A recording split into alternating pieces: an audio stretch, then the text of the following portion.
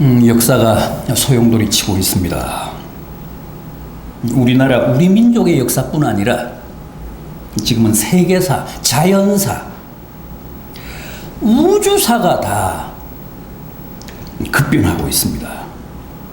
변화의 속도도 정신을 못 차릴 만큼 급하지만 빠르지만 그 변화의 질이며 내용도 과격할 정도로 참 크다는 생각이 듭니다.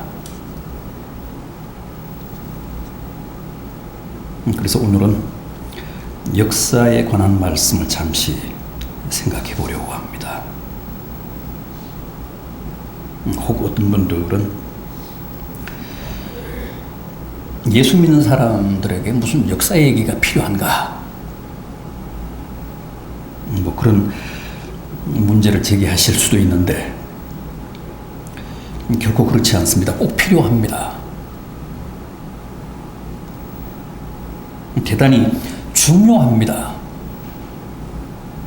왜 그럴까요?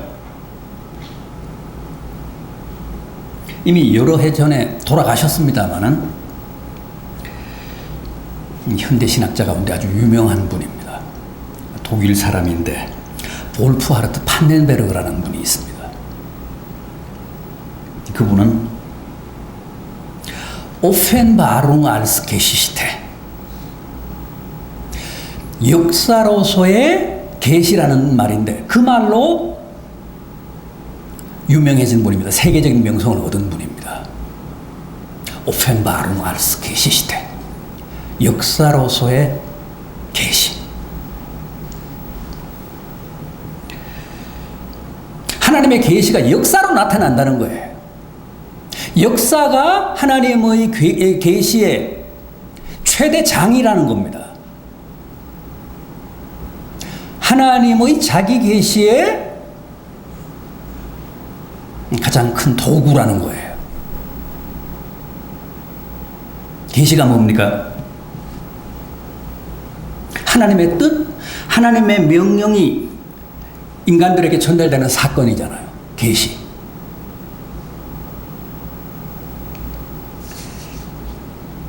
판넨베르그는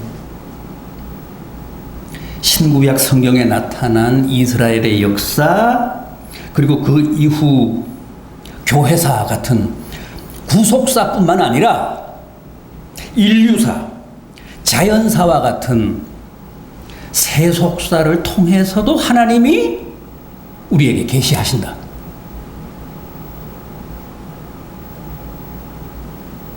그래서 그는 성경의 역사, 교회의 역사를 가리키는 구속사와 전체 인류사, 세계사를 다 합쳐서 보편사라는 개념을 만들었습니다. 새로운 역사 개념을 하나 만든 거예요. 보편사, 우니버살 게시시테. 보편사, 보편 역사. 그리고 그 보편 역사가 하나님의 자기 계시의 장이다. 그랬습니다. 하나님은 보편사를 통해서 자기를 계시하신다.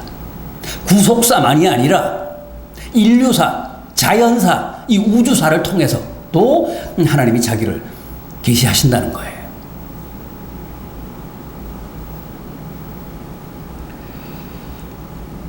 그러니까 우리가 어떻게 역사에 대해 무관심하고 역사를 도외시할 수 있느냐는 거예요. 우리의 최대 관심사는 하나님의 계시잖아요. 하나님이 계시를 통해서 우리에게 뭘 말씀하고 계신가? 하나님이 계시를 통해서 이 시대에 우리에게 뭘 요구하고 계시는가? 그게 우리의 관심사잖아요. 그런데 그 하나님의 자기 계시의 가장 큰 장이 보편사라는 거예요. 역사라는 거예요. 그러니까 우리 믿는 사람들은 절대 역사를 도외시할 수 없습니다. 역사를 주목해야 합니다. 성령의 조명으로 역사를 제대로 이해하고 바르게 해석해야 합니다. 왜냐하면 거기에 이 시대 우리를 향하신 하나님의 명령이 있으니까.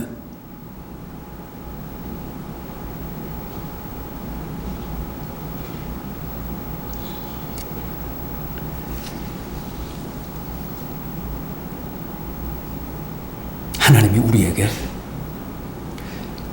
왜 이런 역사적인 아픔을 주셨을까? 하나님이 이런 역사적 사건을 통해서 오늘 우리에게 무엇을 명령하고 계시는 것일까? 그걸 탐색하고 그걸 고민하며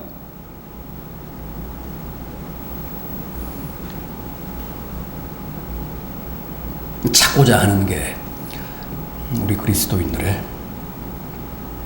노력이어야 한다는 거죠.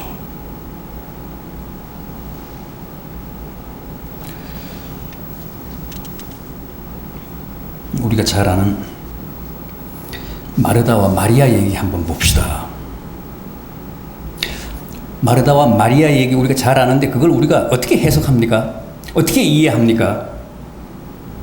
주님은 분주하게 일했던 마르다보다 오히려 주님 발치에 앉아 말씀을 들었던 마리아를 더 높이 평가하시면서 마리아의 손을 들어주셨다. 그래서 교회에서는 자고로 일보다는 말씀이다. 뭐 그렇게 결론 내리잖아요. 우리는 그렇게 해석합니다.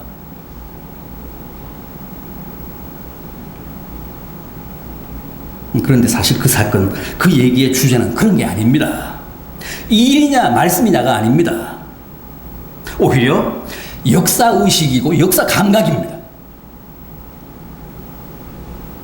주님은 마리아의 남다른 역사적 감수성을 평가하시고 그 점을 귀하게 보셨습니다.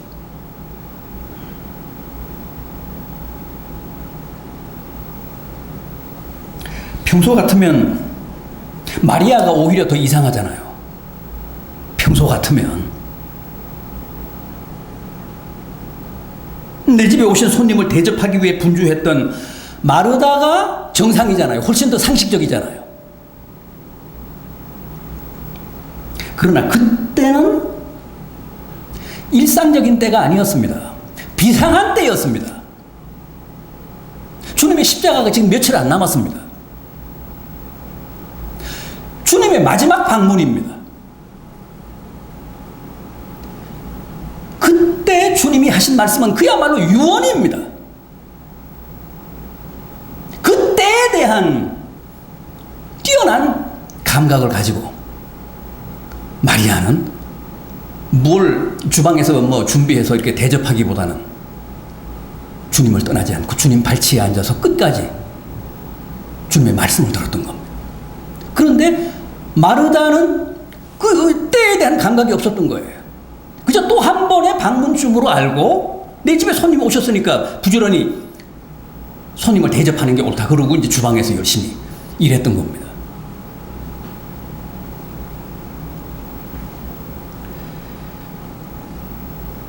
그래서 주님이 마리아 편을 드셨습니다. 마리아가 옳다. 마리아가 맞다.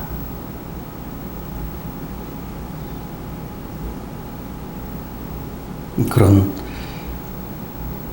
마리아의 역사 감각, 뛰어난 영적 예지력을 높이 사시면서 믿는 자들은 마리아와 같아야 한다. 마리아처럼 카이로스에 대한 감각이 있어야 된다. 때에 대한, 역사에 대한 분별력이 있어야 된다.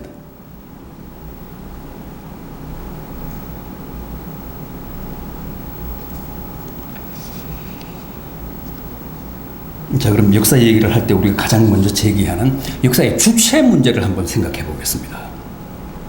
역사의 주인이 누굽니까? 인간입니까? 인간들이 역사를 자기가 원하는 대로, 바라는 대로 또 자기의 의지와 능력으로 역사를 오늘 여기까지 이끌고 왔습니까?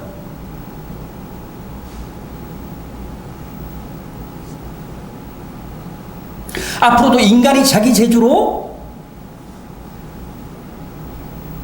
역사를 계속 발전시키며 앞으로 이끌어 나갈 것이라고 생각을 하십니까? 적어도 우리 믿는 사람들은 절대 그렇게 생각하지 않습니다. 어림도 없는 얘기라고 생각을 합니다.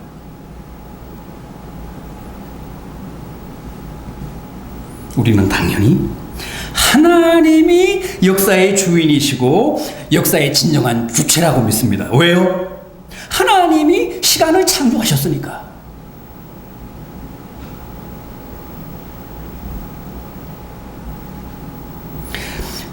원래는 시간이 없었잖아요.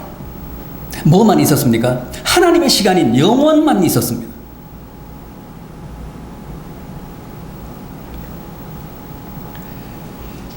그런데 하나님이 이 우주를 창조하실 때 시간도 함께 창조하셨습니다. 창세기 1장 1절입니다. 태초에 하나님이 천지를 창조하시니라. 거기 나오는 태초가 바로 시간의 기원입니다. 역사의 시원입니다. 태초에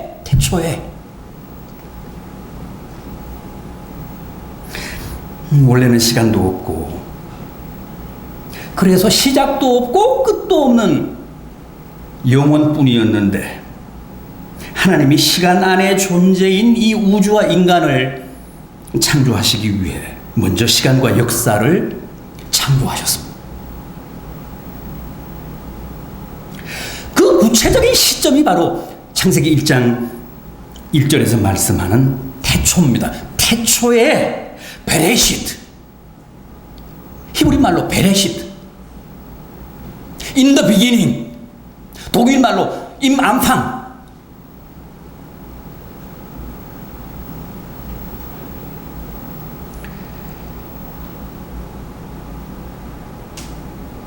그 베레시트 태초에 하나님이 시간을 창조하신 겁니다. 역사를 창조하신 겁니다. 역사의 시작된 겁니다.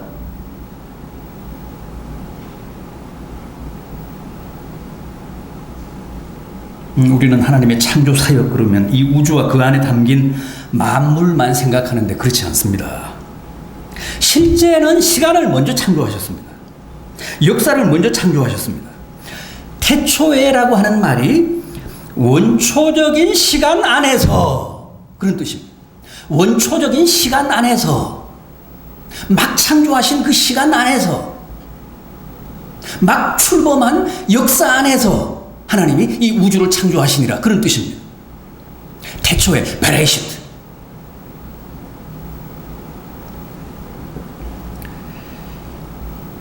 먼저 시간을 존재하시고 그 다음 천지를 창조하셨다는 겁니다.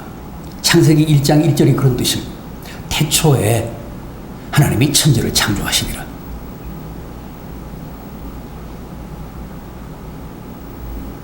따라서 우리는 좀 더 엄밀하게, 디테일하게 원초에 하나님이 시간을 먼저 창조하시고 그 시간 안에서 이 우주 만물과 인류를 창조하셨다. 그렇게 믿어야 맞습니다.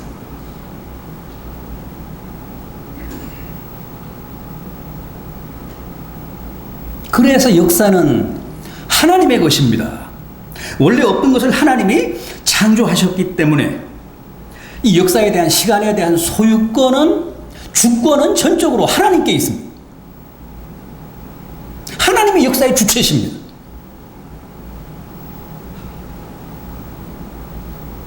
천지만물이 그의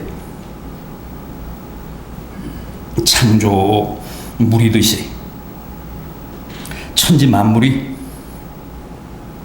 그것을 창조하신 하나님의 것이듯이 시간도 역사도 그것을 존재하게 하신 하나님의 것이라는 겁니다. 제가 오늘 본문으로 소개해드린 이 계시록 1장 8절 말씀, 지금 하나님이 스스로 하신 말씀입니다.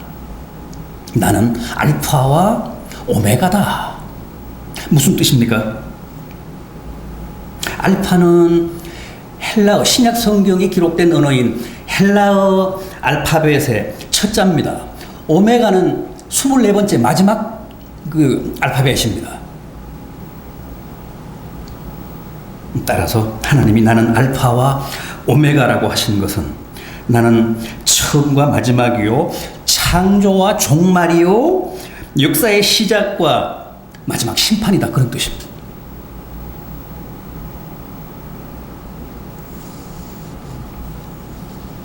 그러나 세상 사람들은 절대 그렇게 생각하지 않습니다. 하나님이 아니라 인간이 역사의 주체라고 주장합니다. 그래서 흔히 인류산이, 정신산이, 실존산이 하며 오직 인간 중심의 역사만을 얘기합니다.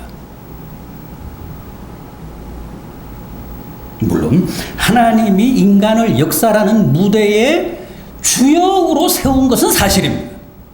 역사를 만드시고 시간을 창조하시고 그 시간의 무대, 역사의 무대에 주연으로 인간을 세우신 것은 맞아요.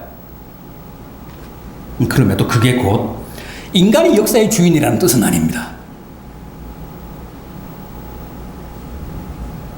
영화나 연극도 감독의 연출에 따라서 하잖아요. 주연도.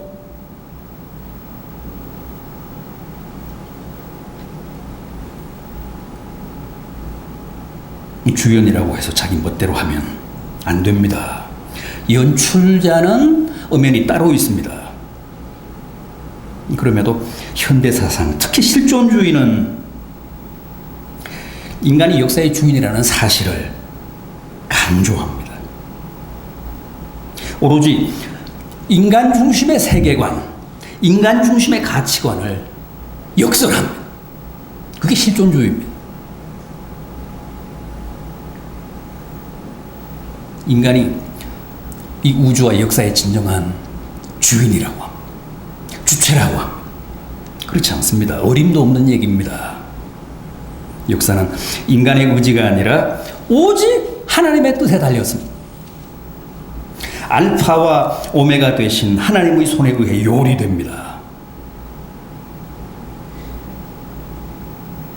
그렇기 때문에 역사의 방향과 역사의 기복과 날마다 발생하는 크고 작은 역사적 사건들 속에는 이 역사를 이끌어 가시는 하나님의 뜻이 반영되어 있습니다. 계시되어 있습니다. 세상 사람들은 그걸 모릅니다. 우리는 그걸 압니다. 역사 안에는, 역사적 사건 속에는 하나님의 계시가 있다. 하나님의 뜻이 있다. 우리 믿는 자는 그걸 발굴하는 게 중요한 과제다. 우리는 다 그렇게 인식하고 그렇게 믿습니다. 그러면서 늘 고민하잖아요. 도대체 이 사건은 뭘 뜻하는가? 이 사건이 우리에게 주는 하나님의 메시지는 뭔가? 그걸 골똘하게 생각하며 고민하며 기도합니다. 그러나 세상 사람들은 절대 그렇게 생각하지 않습니다. 역사에 등장하는 크고 작은 사건들을 그저 피상적으로, 현상학적으로만 볼 뿐입니다.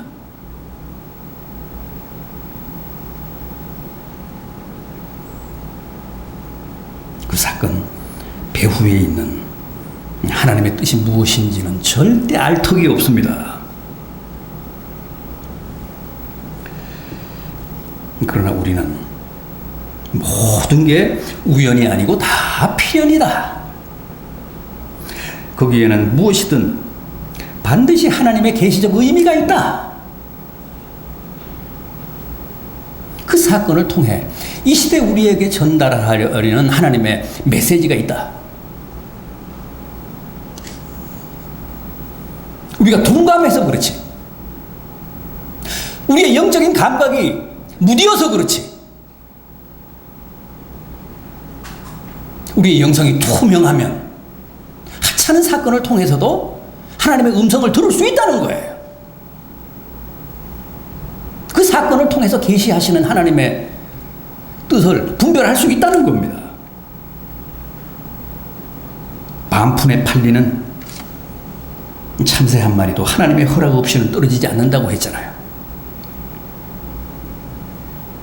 그 얘기는 역사를 주관하시는 하나님의 섭리와 경륜이 얼마나 세심하고 치밀하고 철저한가를 말씀하는 주님의 교훈입니다. 의미 없는 사건이 없다는 거예요.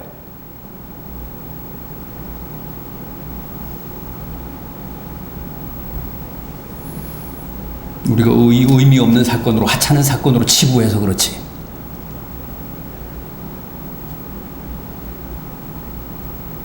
역사에는, 역사적 사건에는 다 하나님의 메시지가 있습니다.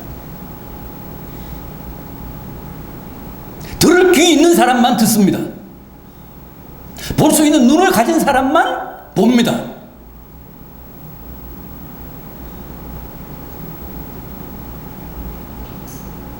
다음은 역사 발전에 관한 말씀입니다. 세상 사람들은 역사가 점점 더 발전한다, 진보한다, 진화한다 그렇게 믿습니다. 그러니까 기본적으로 세상 사람들은 역사 낙관주의입니다. 역사를 낙관적으로 조명하는 겁니다. 태제와 안티태제, 명제와 반명제 간의 긴장과 갈등과 투쟁이 끊임없이 벌어지기는 하지만은 궁극적으로 신태제, 변증법적 합의를 향해 나아간다는 거예요. 그게 바로 해겔의 변증법적 사관입니다. 또 사회주의자들, 공산주의자들이 말하는 유물사관입니다. 갈등은 있지만 부대끼지만 결국은 태제와 안티태제가 신태제로 나간다는, 궁극적인 합의로 나간다, 발전으로 나간다는 겁니다. 진화한다는 거예요. 유토피아에 마침내 당도한다는 겁니다.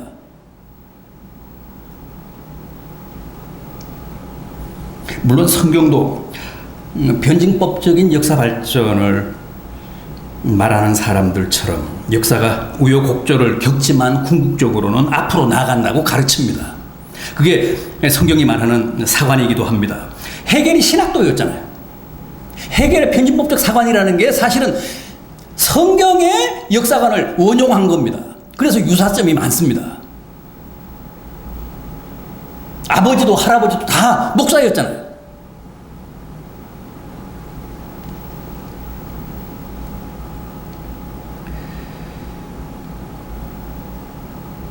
그러나 동양의 사관은 뭐 아시는 대로 그렇지 않습니다.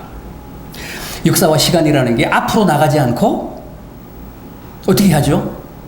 계속 제자리를 돕니다. 영원히 돕니다. 영원한 순환이고 영원한 반복이고 영원한 회귀입니다. 그게 전통적인 동양적 사관입니다. 그게 불교고 그게 힌두교입니다. 시작도 없고 끝도 없는 원불교, 원.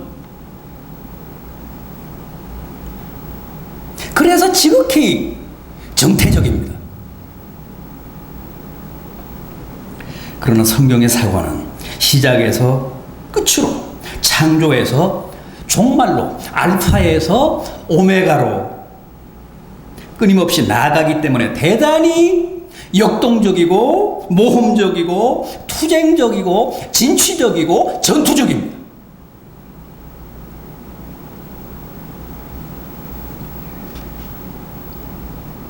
그럼에도 성경은 해겔 철학이나 유물론자들의 사관처럼 그것을 뭐 발전이니 진화니 하는 말로 규정하지 않습니다. 프롤레타리아와 부르조아 간의 투쟁을 통해서 진화하고 진보해서 마침내 유토피아에 이른다, 그렇게 보지 않습니다. 역사는 유토피아, 이상향이 아니라 오히려 종말을 향해, 심판을 향해 앞으로 나가고 있다고 가르칩니다.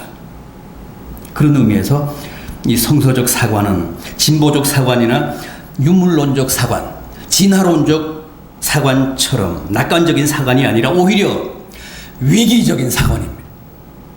종말론적 사건입니다.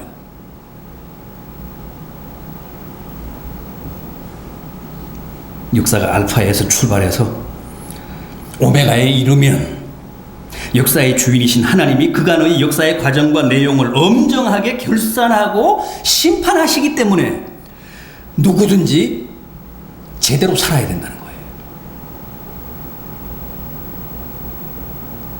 역사가 오메가 포인트 종말에 이르면 심판이 기다리고 있습니다. 그래서 절대 이 과정을 허투루 살면 안 됩니다. 그간의 모든 과정, 모든 삶의 내용을 철저하게 밝혀서 심판을 하기 때문에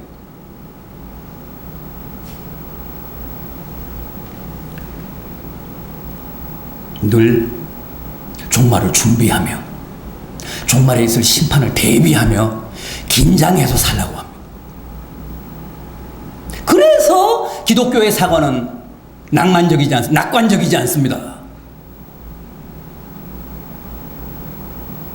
늘 깨어서 종말을 대비하는 삶을 살라는 거예요.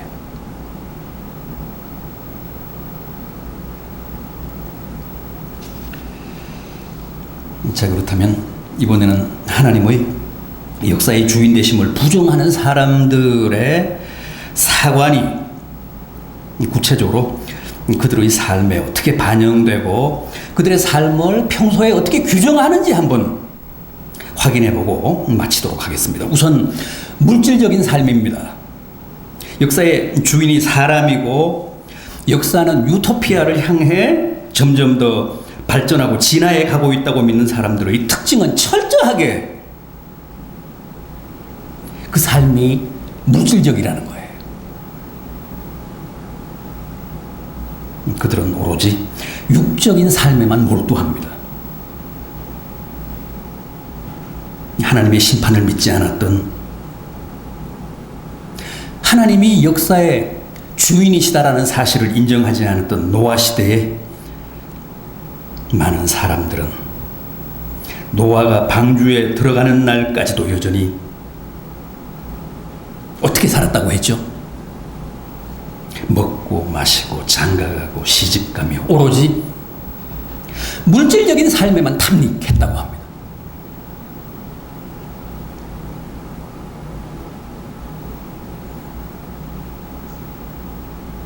천사가 전한 하나님의 심판을 비웃었던 소돔과 고모라 시대의 사람들도 다 마찬가지였습니다. 사고 팔고 향락을 즐기다 하늘에서 불과 유황이 쏟아져서 몽땅 멸망했다고 합니다.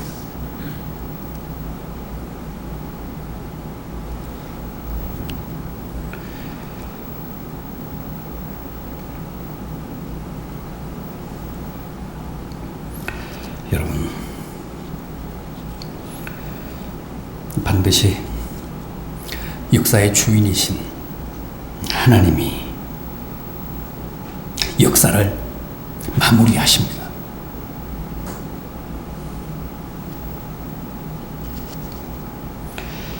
주님이 뭐라고 하셨느냐 하면, 장차 주님이 오실 때, 재림하실 때, 역사의 종말이 이 땅에 임할 때, 그 옛날 노아 때, 롯의 때와 꼭 같은 일이 벌어질 것이다.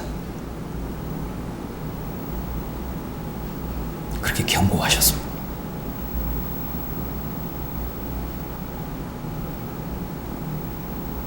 많은 사람들이 오메가 포인트, 종말을 비웃으며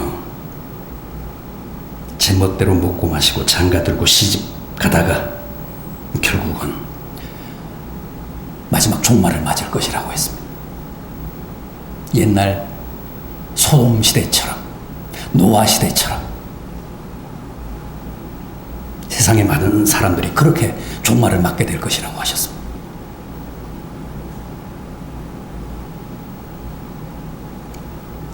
다음, 내세를 부정하는 삶입니다. 하나님의 역사의 주인 되심을 부정하는 사람의 삶의 특징, 내세를 부정한다는 거예요. 오직 현세만을 전부로 알고 현세에 목을 맨다는 거죠.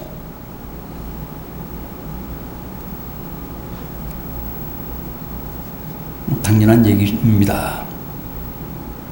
하나님이 역사의 주인 되심을 부정하고 역사의 종말에 있을 하나님의 심판을 부정하는 사람들이 어떻게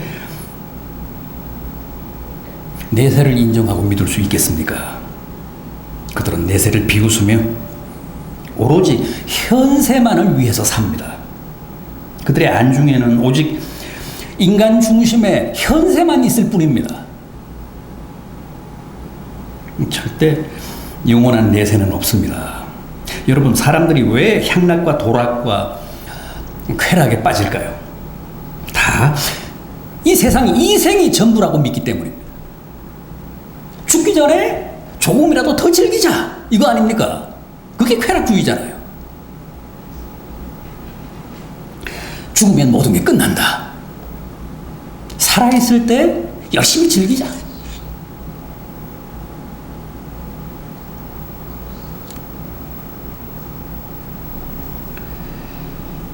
그러나 우리는 절대 현세의 이익이나 향락을 위해 내세를 팔 수 없습니다. 오히려 내세를 위해 현세의 고난을 견디고 참아야 합니다. 세상 사람들은 현세가 전부이기 때문에 악착같습니다. 그러나 우리는 아닙니다. 우리는 현세가 전부가 아니기 때문에 결코 아둥바둥하지 않습니다. 뿐만 아니라 우리가 믿는 그 내세가 멀리 있다고도 생각하지 않습니다. 오늘이라도 내 심장이 멎으면 그 순간부터 내세는 곧 나의 준엄한 현실이 됩니다.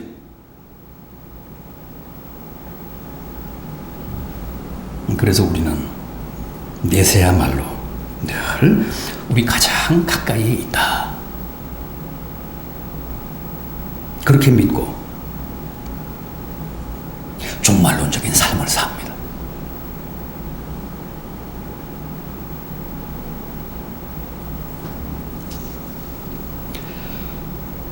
여러분, 부디 인간이 아니라 하나님이 역사의 알파와 오메가 되심을 확신하시며 언제나 겸손하게 또 역사를 통해 말씀하시는 하나님의 계시에 민감하게 응답하며 또 늘 종말과 심판을 성실하게 준비하며 사시는 복된 성도들이 되시기를 진심으로 기원합니다. 기도하시겠습니다.